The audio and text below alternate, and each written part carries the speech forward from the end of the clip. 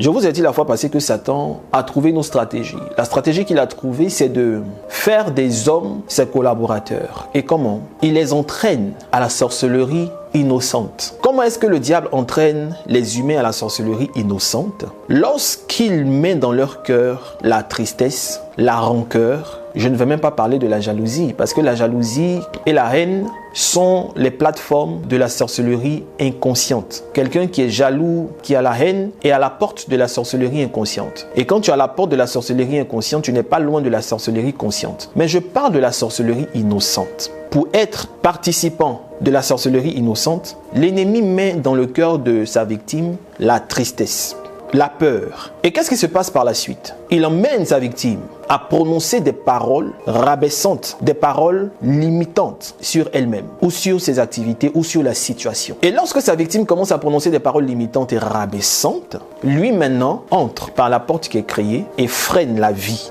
de cette personne, suivant ses propres paroles.